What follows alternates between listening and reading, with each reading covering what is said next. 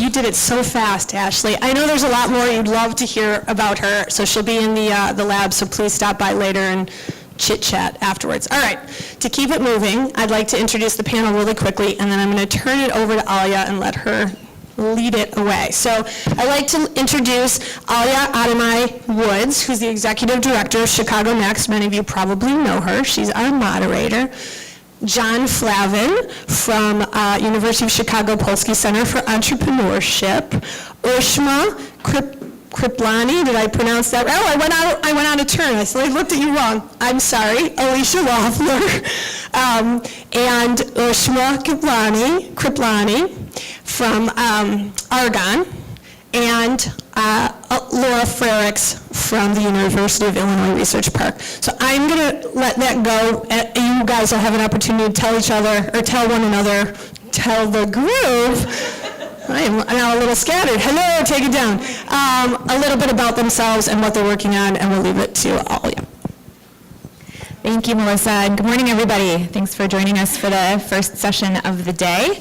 As Melissa mentioned, my name is Alya Adamany Woods. I'm the Executive Director of ChicagoNEXT at World Business Chicago, which is the city's public-private economic development partnership. And ChicagoNEXT is the initiative within that organization focused on growing our tech economy. So I'm super excited to have this all-star panel up here, and I have a couple of questions first off the bat for individual panelists, and then I have a ton of general questions that I think all of you could contribute to, but then we're also happy to turn it over to the crowd if anyone has burning questions for our panel today. Wanted to start off with a little bit of a primer. This panel is focused on commercialization of research, which may not be a term that means a lot to everybody in the room. So I was going to ask Alicia to talk about what are sort of the primary different types of commercialization opportunities, and how does that kind of reflect on your work at Northwestern, and especially in the ways that internal collaboration happens at Northwestern between for example, the business school and engineering school. Okay, thank you. First of all, congratulations, mHUB. At Northwestern, we really, really, really love the work that you do here at mHUB. Congratulations. Okay, the question. Different types of commercialization. Let me, in a very, very, very simplistic way, we can divide the ways we commercialize technology at the universities in three buckets. One, we can license technology to existing companies. Two, we can do startups. And three, we can do partnerships. So let me put some color on each one. For licensing, basically you have the technology, and you have a developer that licenses the technology. And at Northwestern, the typical example will be Lyrica, which was licensed in 1990 to what is now Pfizer, and then gave us revenues of about 1.5 billion in net revenues. Now that's from the financial point of view, that's the cleanest and the most efficient way of doing business. However, it does not have an impact on the culture, and it does not have an impact on much of an impact on the local community. Doing startups, on the other hand, has a much deeper impact on the community. People recognize what startups do. They bring the reputation of the university and the community up, but probably it's not the most efficient way of doing commercialization. The risk is high. It requires a lot of resources at the university in terms of business development, space, seed funding, etc.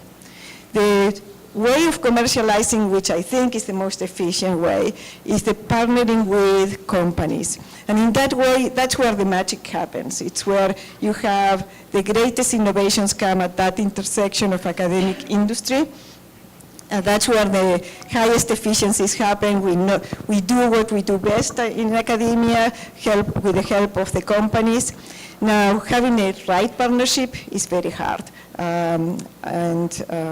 We can talk about that later on.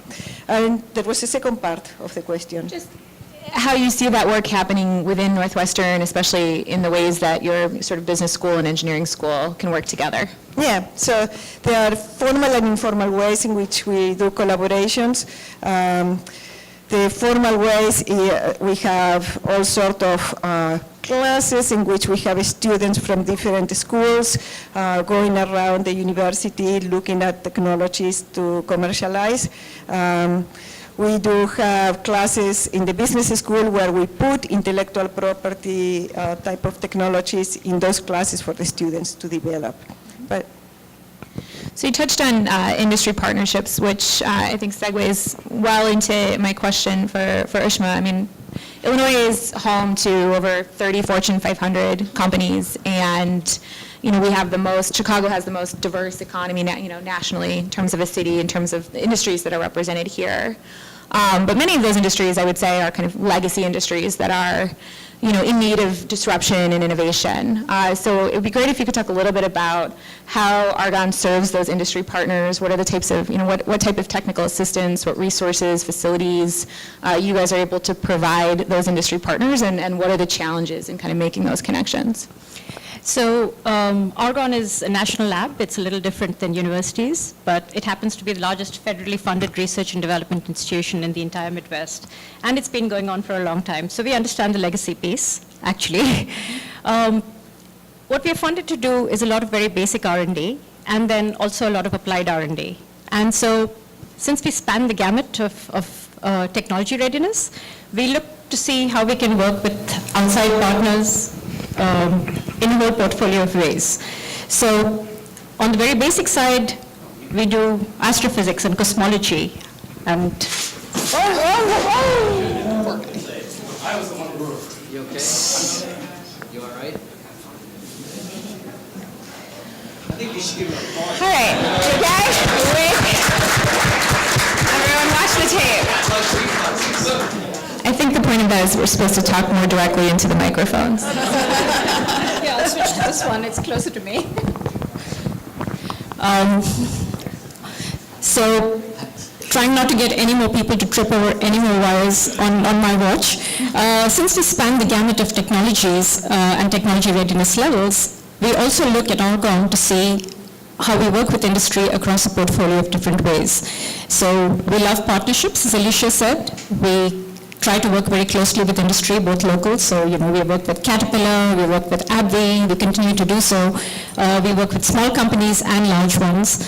And as we understand that the trend of how Chicago works and Illinois works, and in fact technology in the US works, we're looking to work more closely with venture capitals, we're looking to work with entities like mHUB and Polsky, and we'd like to think that as we look at each technology and we understand how ready it is for the market, we look for the perfect vehicle to bring that technology to the market. So we're trying to move away from a one-size-fits-all, and to reiterate what Alicia said, we're trying to move away from just licensing as a means of moving our technology to market, to thinking what exactly is the vehicle that drives this person and this technology to make an impact on society. We are very conscious of the fact that we are federally funded, taxpayer funded, and we'd like to return that value first to our local environment, but to the country at large.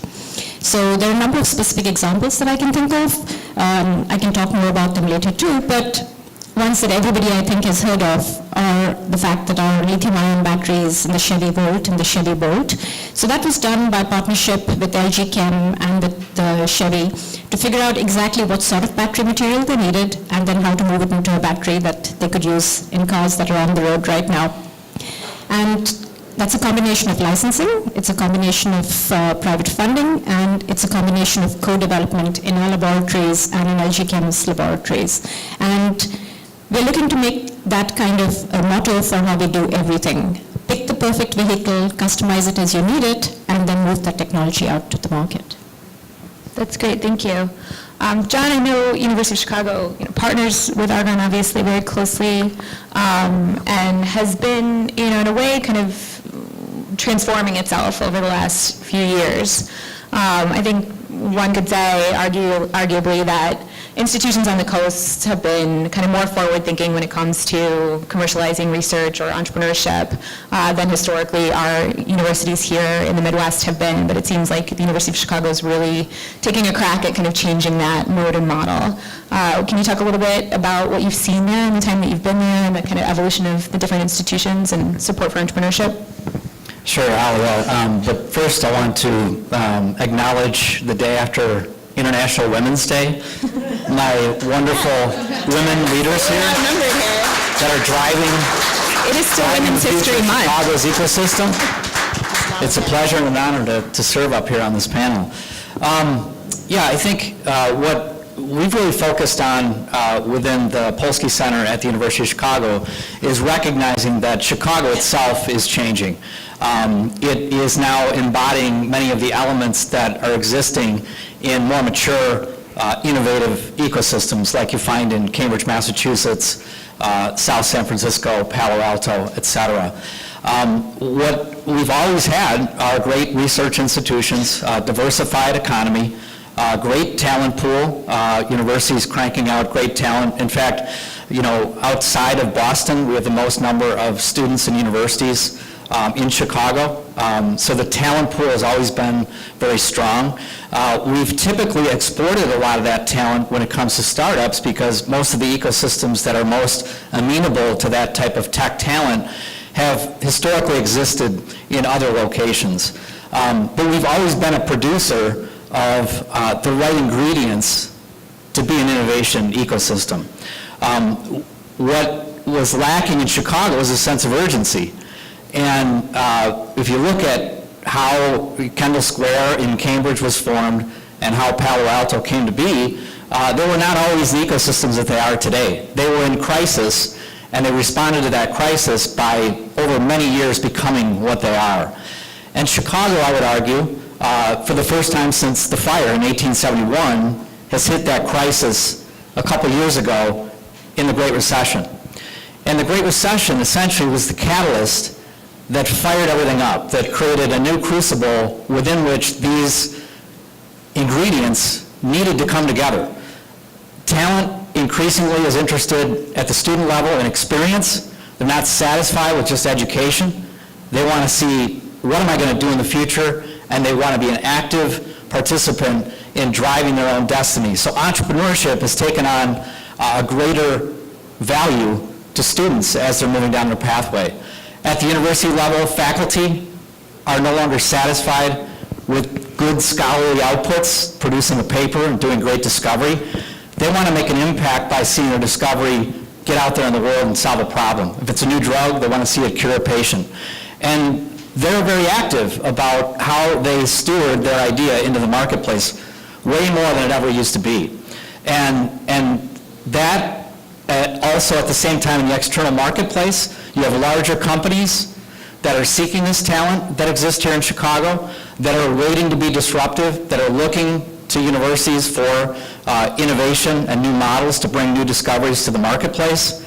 Hence, the opportune time for universities to invest extremely aggressively in betting on themselves and being able to strike at this moment in time to be able to build, in our case, an integrated platform that goes across the entire university, that connects to the national laboratories. We take all the ingredients. We wanted to get our first, we need to get our act together first at the university level for us to be a major contributor to this growing ecosystem in Chicago. For a great ecosystem, you need connectivity, you need transparency. And so, you know, I've spent the past 5 years with my team at the Polsky Center building a platform that makes it easier for faculty to get a license in 30 days, start a company. We've got a $20 million fund. We invest in those ventures. We incubate them in our Polsky Exchange, where we run 400 events each year to be able to educate that first-time entrepreneur to get that idea to the market. That's coming together with all the great things that are happening at other universities. We partner closely with Northwestern, University of Illinois, and the next stage will be really exciting because you see the universities rising up in response to this great opportunity to drive the new economy as you move well into the future. So I think we're poised for great things to happen here that have already begun to take root and that will accelerate here in the next couple of years. Thank you, that's great. Laura, U of I is not necessarily new to this game, and you've been building a really fantastic community down in Champaign-Urbana for a number of years now at the research park there, where you're fostering a significant amount of new company creation. How do you see a place like mHUB as sort of filling a gap in that pipeline? So for companies that are being formed at the university and then need a next sort of step and a next place to go before they're ready to kind of open their own shop? Sure, and I'm happy to say that a number of our startups are here, like Ashley that you just heard from this morning. And so I'll take it back to a little bit more of what does the University of Illinois do and what is its role in entrepreneurship and how does that relate to some of the other resources we have in a growing ecosystem across Chicago and Illinois. So the University of Illinois is a research powerhouse amongst my colleagues here as well. We have a lot of research that's ripe for commercialization, so faculty who come up with amazing things that are disruptive in the world, that are published scientifically, and that have the opportunity to make a real impact.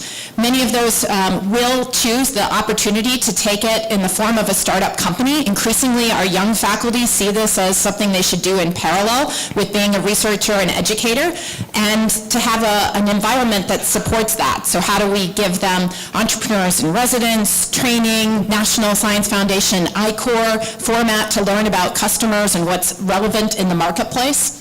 We also have a responsibility to educate our students in a way that understands and appreciates that they also are seeking experiential learning opportunities and entrepreneurship as part of their time at a university. And as all of us at universities, we're in a place of privilege that we have these amazing audiences that we get to develop. Faculty, because they're doing groundbreaking research with truly remarkable intellectual property that's hard to differentiate in the marketplace that can be great for startups. And students, because what better time to start a company when you're in school and you have no risk, really. You have no worry about health insurance. You often have housing that's already afforded for you, and you have this amazing place of interdisciplinary other team members that you can put together to form a band that can start a startup company. And if it doesn't work out, you'll still get a great job upon graduation. So it's a great time to cultivate. And because, as John said, we're leaders in higher education in Illinois, we can do this at scale across this state. So at U of I, we cultivate both those two audiences, faculty entrepreneurs and student entrepreneurs. And at Enterprise Works, which is at the Research Park, which has been around since 2003, it was funded by the state, and it's launched about 250 startups. We don't have as many as in contrast to some of the environments up here, but they're mighty, and they have raised more than $920 million in venture capital, and Enterprise Works alone captures 30% of all the Small Business Innovation Research Awards in the state of Illinois every year. And so some of those are going to go from being in an environment like ours to need specialization and attention that places like this that can provide. So as Ashley just told you, when you're making physical product, and we have a lot of companies making physical product, you need to be able to scale it. You need tools, you need equipment, and you need mentors that can help you through whether it's systems integration or electronics and circuit boards and software integration. And a place like mHUB just has a lot more resources than we ever had before. And places like Matter that have put together an amazing amount of clinical expertise, healthcare industry knowledge, and so we can have a place where we can turn a startup now from what we've started while they're still at the university and put them in a place where there's ample resources to support their growth with industry-specific and hardware-specific, in this case, amenities that make their life and journey expedited to faster path of commercialization. That's great. So I want to dig in a little bit more on this idea of industry research connection, and I know that it's critical to the growth of our ecosystem and our economy. And I've heard, in all the years I've sort of been working in this space, that it's just not easy or easy enough to make those connections, that it's hard to find the partners, and you hear it on both sides. You hear it from the industry players and you hear it from the research institutions.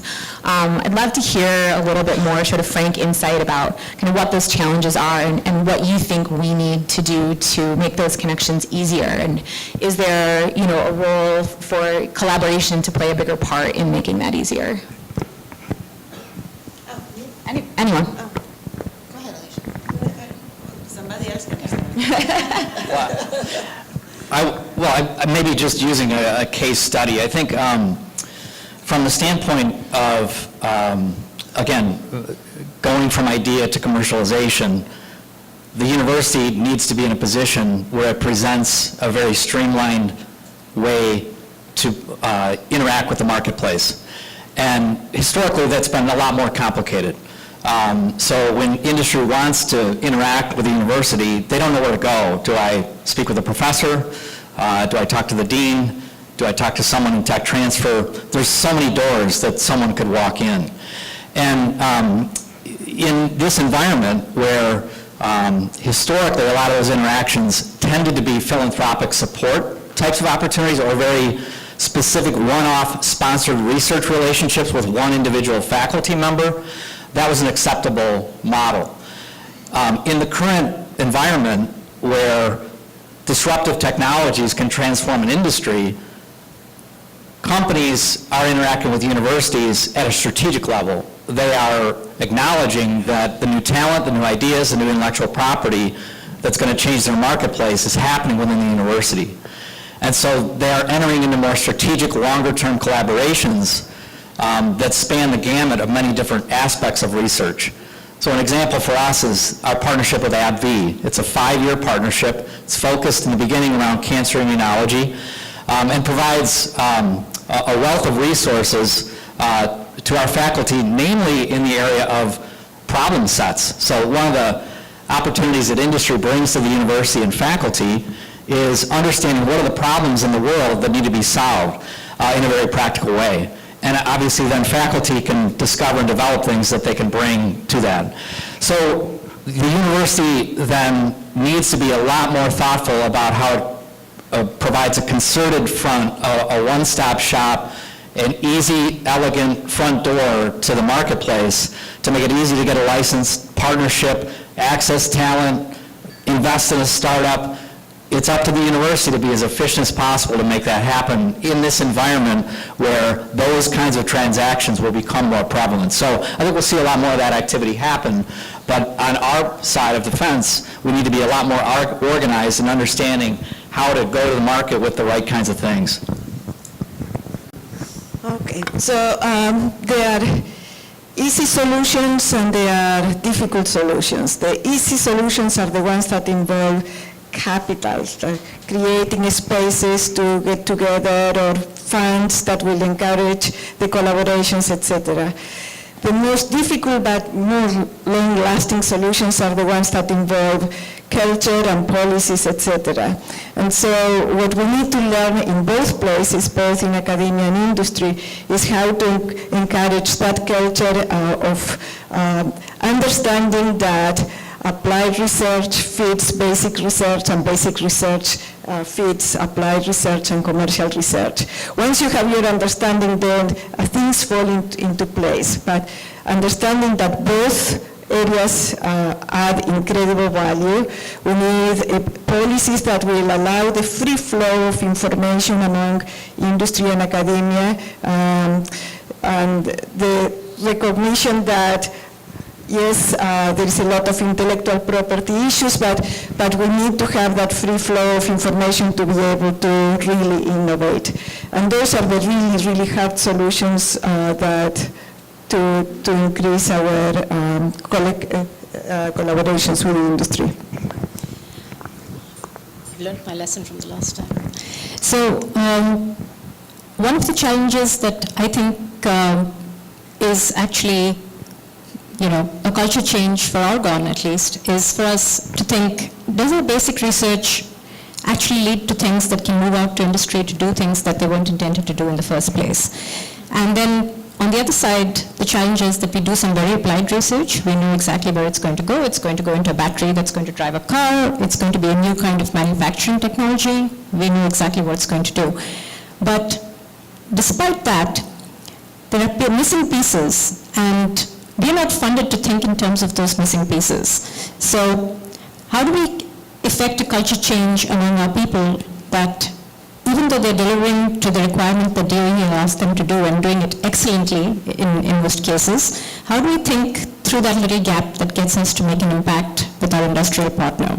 So part of that is a culture change. Part of that is education and more interaction with industry, as Alicia said.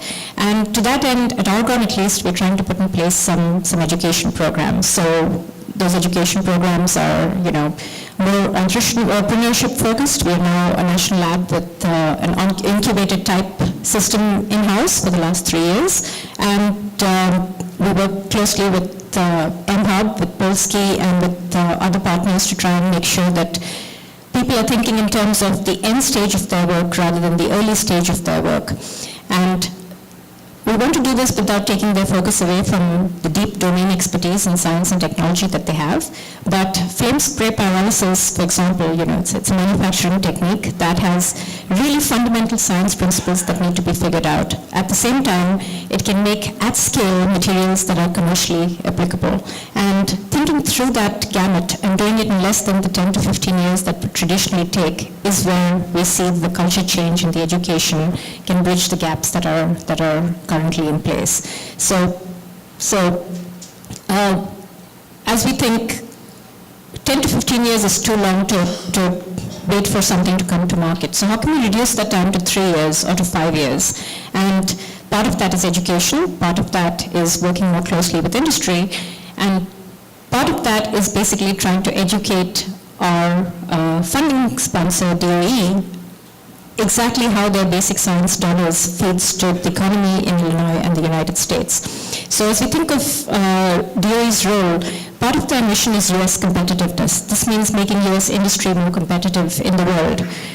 And it's our job at Argonne and the other national labs to help them figure out what U.S. competitiveness actually means on the ground. So this is a new effort for us. Over the last 2 to 3 years, we've been endeavoring to understand how U.S. competitiveness translates back into basic research funding and how DOE can help us do that.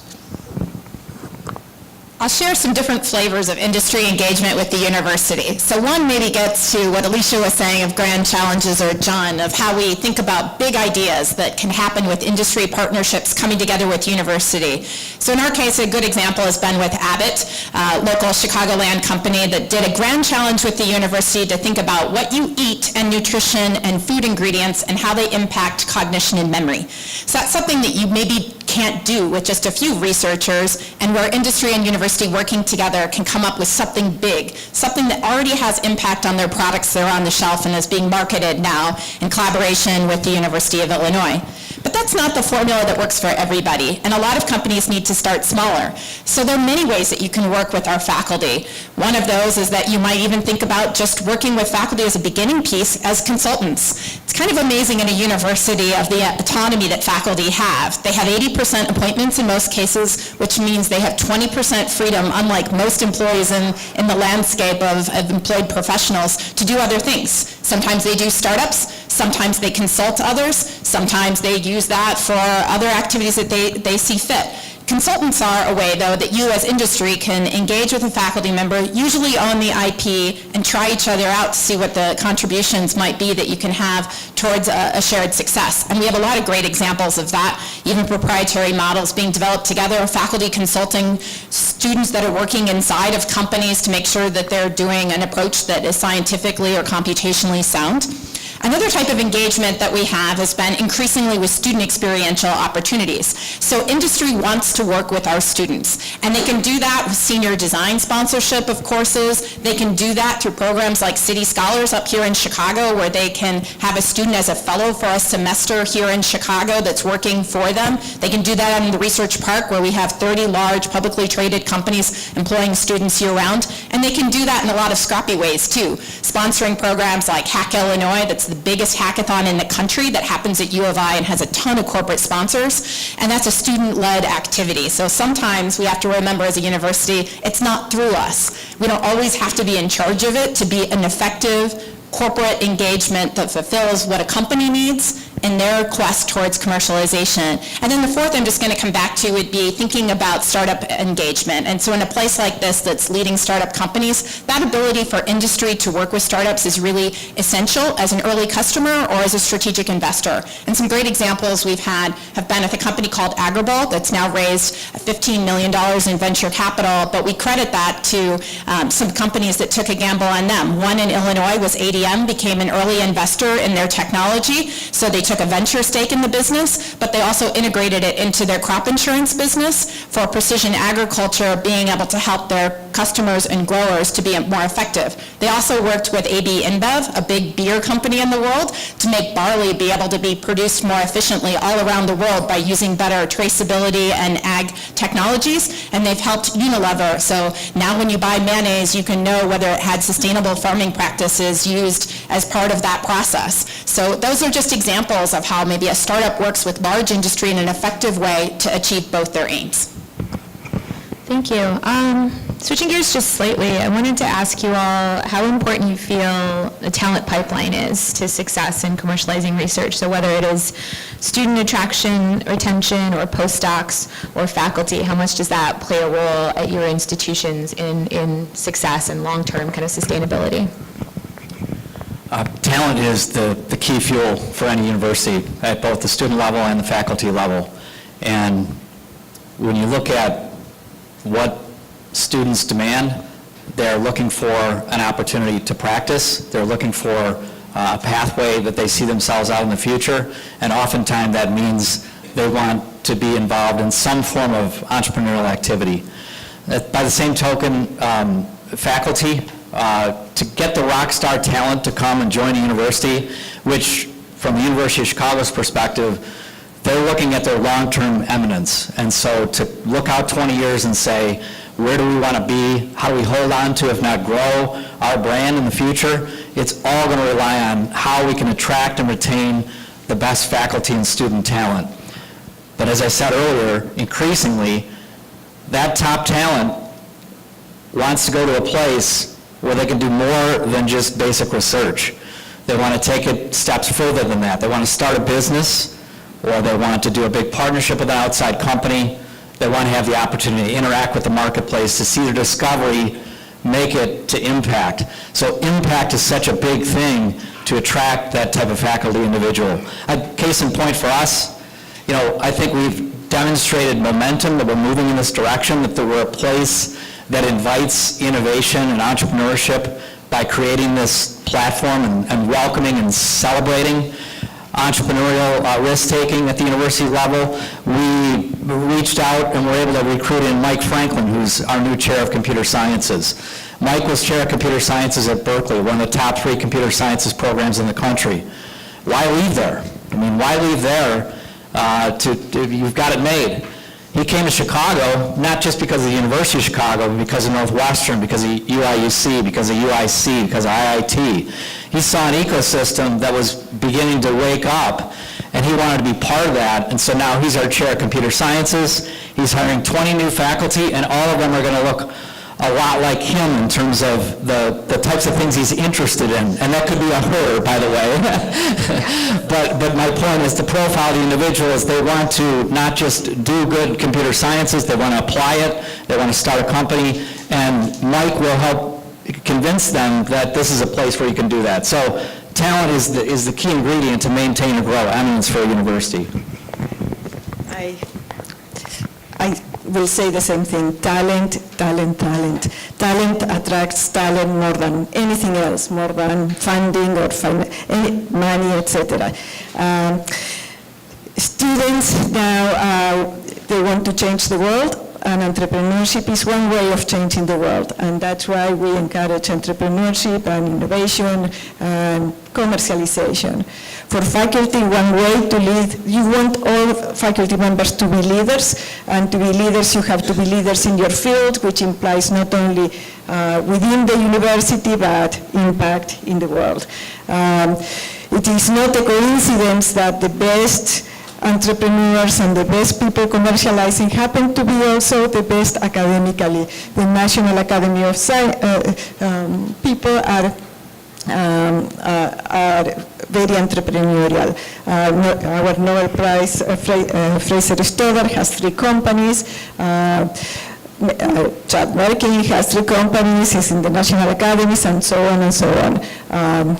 So this is a clear example of how commercialization feeds basic fundamental research, and fundamental research feeds commercialization.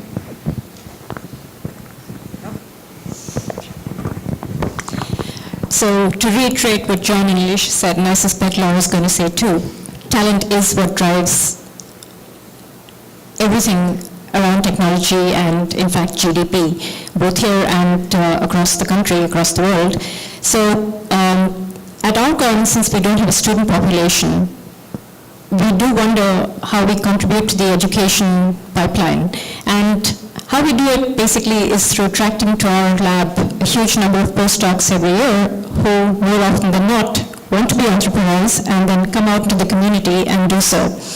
But beyond that, every year we have about 8,500 unique users of our user facilities. So these are typically scientists and engineers from across the world who come to use one of the facilities the DOE has set up for science and technology use. And more often than not, once they realize that a vibrant community, the APS, our extra resource, is part of, or our high-performance computing is part of not just Argonne, which it is, but part of a very vibrant ecosystem, they think that perhaps their next step once they leave grad school, finish their postdoc, is to come be resident here.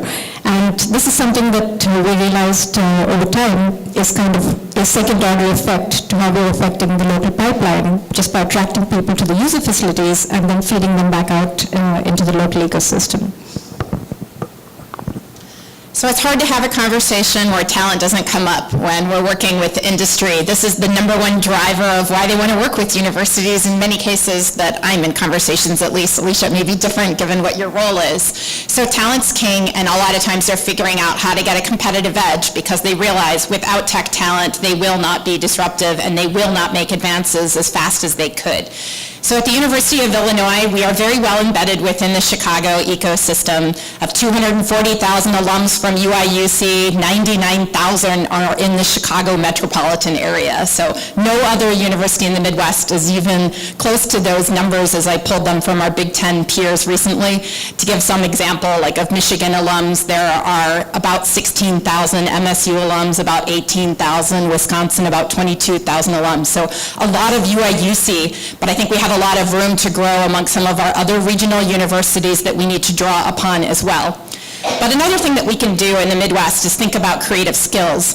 And John already described how University of Chicago is adding computer science in an aggressive and a leadership kind of capacity. And in Illinois, one of my favorite things that we've been doing with talent is thinking about hybrid skills. So yes, everybody wants the computer scientist, but computer science is now pervasive across almost every industry. And that's why everybody's recruiting for the same students. So how do we get those skills amongst many? And we now have Computer Science Plus X, and that X is other programs, and we're continuing to grow in this way. So now you can be Computer Science and Music, Computer Science and Anthropology, and my favorite new one is Computer Science and Crop Sciences, Computer Science and Business Skills that are being developed, because we really see that we have an impact that we can have of computing and AI that will exist in almost every type of business, but we need students who feel that that's part of their work, whatever their life's passion and journey might be, biology and medicine, or whether it's about impacting the food that we eat, and those skills can be aligned together. So I think it's one of the better programs that we've been able to expend, and it has more than doubled our numbers. Also this week, we announced a partnership on a continued basis with Coursera, one of 5 universities in the country, because continuing education is going to be a bigger deal. None of us are going to stay in the same jobs throughout our life. And so although we went to college when we were 18 to 21 or so, we need to continue to elevate our skills, and not all of that will be through formalized programs. It'll be a lot just in time, and it'll be a lot the skills that we need when we need them and as industry is changing them. That dovetails perfectly, actually, into my last question, which was for everybody. How do you see at your institutions the role that these kind of really cutting-edge technologies like material science, artificial intelligence, machine learning, computation, I mean, these are all kind of big buzzwords in the innovation space right now. You know, each of your institutions has, you know, key strengths in multiple from that list. What do you see the impact, and I kind of want to bring it back around to where we are here today, the impact of those technologies on the manufacturing industry, for example, today, 5 years from now, 10 years from now? I'll start if that's okay. So, just to break the tradition here. So, AI and machine learning, big data, these are things that at Argonne we've been thinking about very effectively for a while now because we host one of the biggest computers in the country, one of the biggest in the world, and in 2021 we'll be hosting the nation's first exascale computer. So as we look at building that computer right now, which is going on physically at Argonne, we're trying to understand not just the technologies where AI and machine learning play today, but the technologies in which they'll play 10 years from now. And manufacturing is one of those technologies, so is precision agriculture. Good, I'm back. And so when it comes to manufacturing, as we look to see what we expect to see 10 years down the road, both locally and then more globally, we understand that the way to help drive us there is to couple our strengths in manufacturing and our strengths in machine learning and AI. And to that end, Argonne has significant internal investment driven by DOE and also by industry to try and couple those two components together. So we have new faculty, though at Argonne we call them scientists, not faculty, but we have new faculty that work in predictive materials, new faculty that work in data sciences and in machine learning.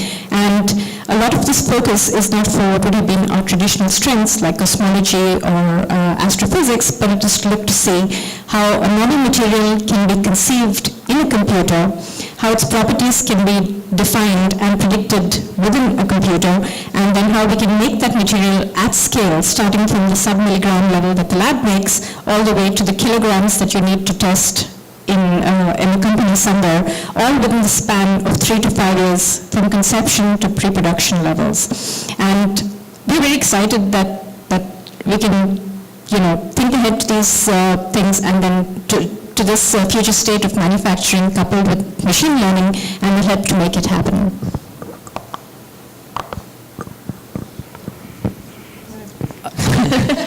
I would agree. I would just echo what Ushma has said. I think Chicago is a world leader when it comes to material science and applied analytics. When you look at the supercomputing power and capacity we have amongst Argonne, UIUC, Northwestern, you look at the research budgets amongst the major research institutions, it's got to be around $3 billion, including the national laboratories.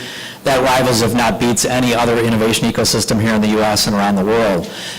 What's happening now is that's getting channeled into outputs, and the outputs are talent in analytics and talent in materials and assets, the ways to put the people together with the right instruments, computers, and manufacturing facilities to do things on a big scale. So when you look at the future of Chicago's ecosystem, long term, we're going to differentiate really on those two core pillars, materials, as it fuels many different types of industry verticals, and analytics the same. But the density of talent and the assets will concentrate in those areas so that looking out 15, 20, 30 years from now, our entrepreneurial ecosystem and the reason the rest of the world will come here, because they need to be here, is because of those two core areas that were already strong. I mean, you look at some of the things happening in Northwestern materials, Chad Merkin, and material spans so many different gamuts, nanomaterials, and all quantum materials. I don't even know what the hell that means, to be quite honest with you. Don't say that to anybody back on campus, because they all think I know what quantum computing is. I got to do more research on that, but guys, I mean, the future is in materials and analytics, and right now, at this moment, we're the world's leaders collectively in those areas. Yeah, there is not much more to add, except we definitely are one of the top institutions in materials, and we are at the convergence of materials, nanotechnology, and analytics. And in fact, we created recently an initiative in manufacturing that coagulates all those disciplines to bring the new manufacturing into place. So manufacturing will look very, very different 10 years from now. Well, I know the University of Illinois is very strong in supporting faculty in some of those technologies. So if you just had any sort of final thoughts, I think we're about at our time. So I'm going to give you the final word since I know you always have something else to say. I was going to support what the rest of the panel said. These are some really great areas, and they're not just at our institution. So yes, we have great engineering, and a lot of that work is shifting to data analytics types of things, data sciences that are applied in most industries, as I'd mentioned, but also getting into new industries where they haven't been before. And I think that's one of the great opportunities for the Midwest, is to not only take things that are perhaps our computing coastal peers would be doing, but to putting them into industries that really impact a lot of different lives and a lot of different sectors. So whether that's fintech or ad tech or supply chain, we really have a position to be in a leadership because of the industry partnerships here in Illinois and in Chicago, and the leading science that's happening at our campuses that can leverage that in many different ways. So I want to thank all of our panelists. I'm mindful of the time. Apologize we didn't get time for Q&A today. I think most of our panelists will be around throughout the day, so find them. If you have burning questions you didn't have a chance to ask, we will, for the most part, all be here for today, and thank you.